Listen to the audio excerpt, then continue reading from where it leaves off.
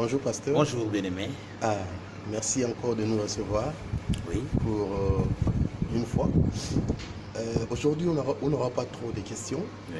On voulait vous poser juste une seule question parce que ça tourmente la communauté chrétienne et beaucoup de gens commencent à parler et ça crée déjà du bruit et puis ça diminue aussi la foi de beaucoup de chrétiens. Nous allons parler sur la dîme. En 2-4 mots, est-ce que vraiment, réellement, que les enfants de Dieu doivent payer encore la dîme, puisqu'on dit que la dîme n'est plus de l'actualité, ce sont des choses passées, c'est déjà passé en fait. Maintenant, pour vous, est-ce qu'on peut payer encore la dîme? Je ferai, merci beaucoup frère, je ferai un petit jeu, juste vite, 2, 4, 6. Genèse chapitre 1, verset 26 par exemple. 26, 28. Nzambé, le Seigneur, on appelle chez nous en Afrique centrale, les Bantous, Nzambé.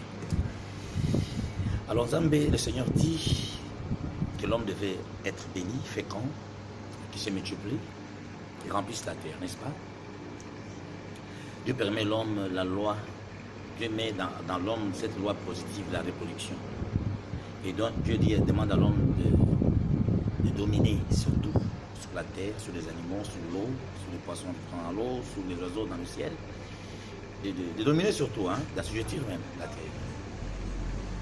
Nous acceptons cette parole facilement. Genèse chapitre 1, verset 26 et verset 28, n'est-ce pas, non? Dans le même livre de Genèse, cette fois-ci nous prenons Genèse 14.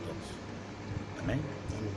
Où Abraham, pour la première fois, il est parti en guerre et il a été vainqueur. Dieu l'a rendu vainqueur dans cette guerre. Quand il revient, il se rencontre avec qui?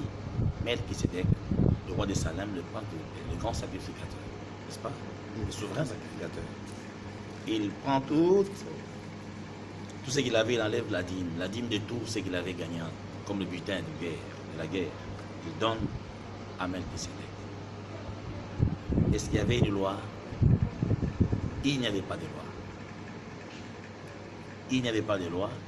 Comme tu respectes Genèse chapitre 1, verset 26 à 28, pareillement tu dois respecter Genèse 14, de 1 à 17. Vous comprenez? La dîme est d'actualité. Comme tu respectes Genèse chapitre 1, tu veux dominer, tu veux assujettir. N'est-ce pas, non? Tu veux dompter, tu veux bien aimer, contrôler tout. Pareillement, la même dimension que Genèse. Je viens de donner un exemple. Fonctionne dans ton cœur, la même chose, bien-aimé, la dîme aussi fonctionne. Vous comprenez? La dîme est d'actualité. Souvent, ils disent que la dîme n'est plus d'actualité. Si vous voulez dire que la dîme n'est plus d'actualité, la dîme, moi, je ne la lis pas seulement dans Malachie. Moi, je lis la dîme pour la toute première fois. Ces noms-là, ces mots dîme a été prononcé dans Genèse 14.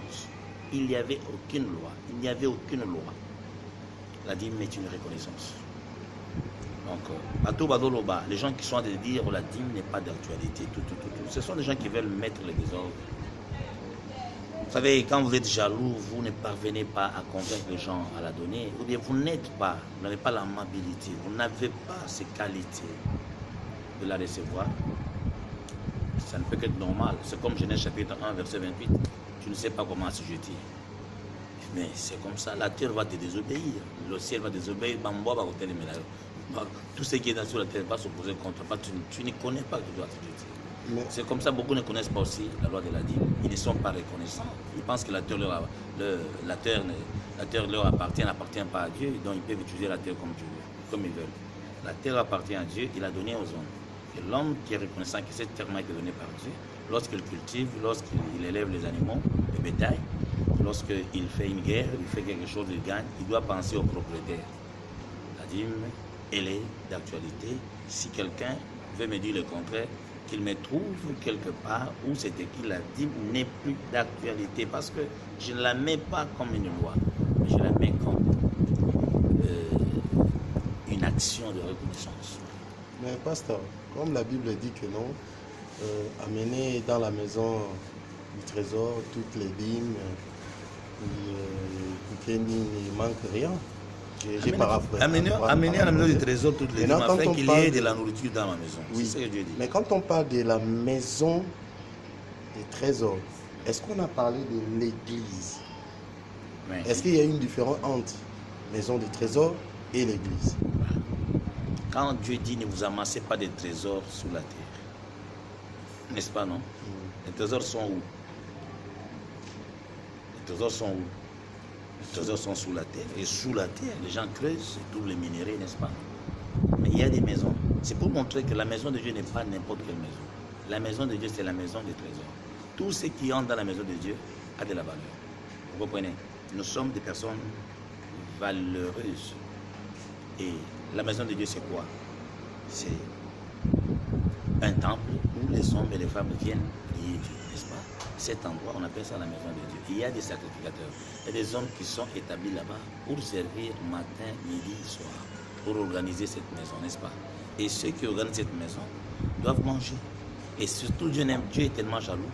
Dieu n'aime pas qu'il soit, qu'on utilise, qu'il utilise les mêmes gens qui travaillent pour le monde, qui travaillent pour lui. Pourquoi ceux qui sont consacrés véritablement pour lui seul Dieu, on devait amener à cette maison. Dieu lui-même donne sa maison, l'église, les lieux où les gens viennent s'asseoir. Amen. L'assemblée, l'organisation, cette structure-là, hein, où les gens viennent prier. Ceux qui sont dedans là ne peuvent pas faire autre chose en dehors de ce qu'ils font pour Dieu. Et ceux qui sont consacrés pour travailler pour Dieu, Dieu valorise sa maison en appelant cette maison la maison des trésors.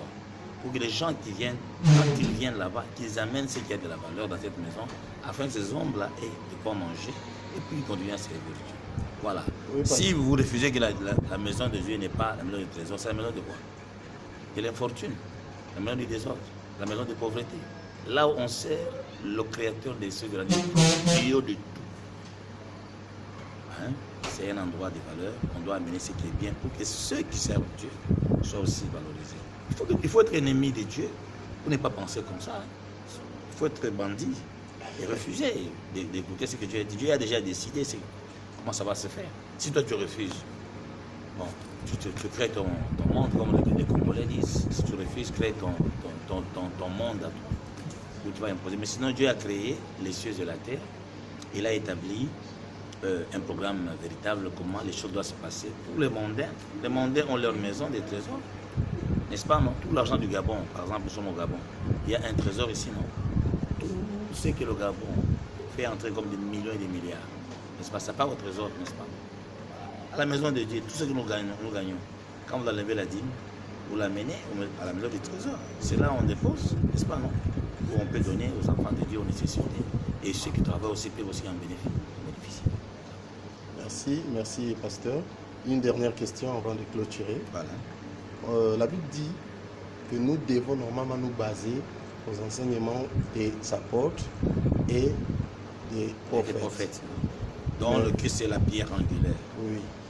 Mais ils ont en place une oyo, apôtre, dit. Par exemple, Paul et le reste. Nani a dit. C'est ça le problème. Vous voulez que les apôtres demandent la dîme. Les apôtres n'ont pas demandé la dîme dans leur époque. Et ils n'étaient pas païens. Et les apôtres étaient des païens.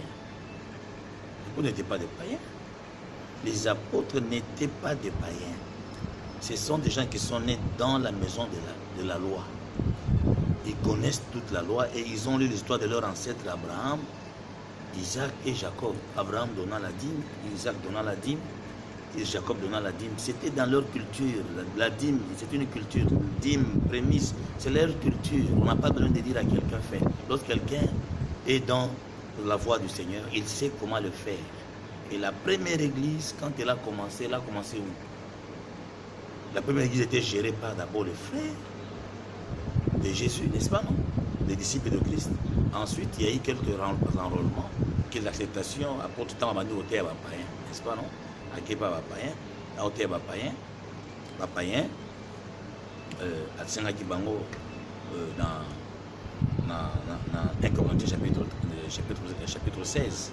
Alors, la Bible de la Ngatenaya, le premier jour de la semaine, nous sommes dans la valeur, selon la capacité, n'est-ce pas, non?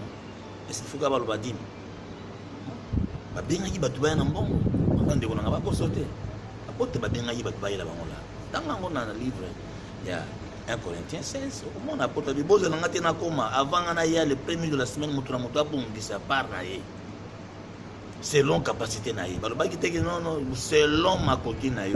Attends 10 minutes de pesa. Yo, on peut 10 minutes dans la montée. 10 minutes dans combien? C'est dans la 5 000. Selon capacité naïe, on a 10 000 francs. Oui, non, n'est-ce pas? Oui, il y a 10 000, 500 000, 50. Selon ma coquille à mon. Attends 10 minutes, pesa ma caca. Selon ma coquille à mon. Et la dimension montre révélée. Bah, c'est un qui mbongo, il va verser belé.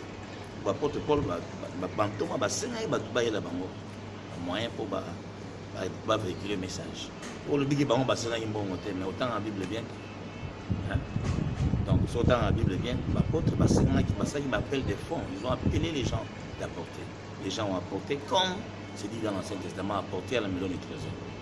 Alors, ce qu'on a beau, pourquoi? Et apôtre Paul a dit 1 Corinthiens 9, le bureau allié à un temple,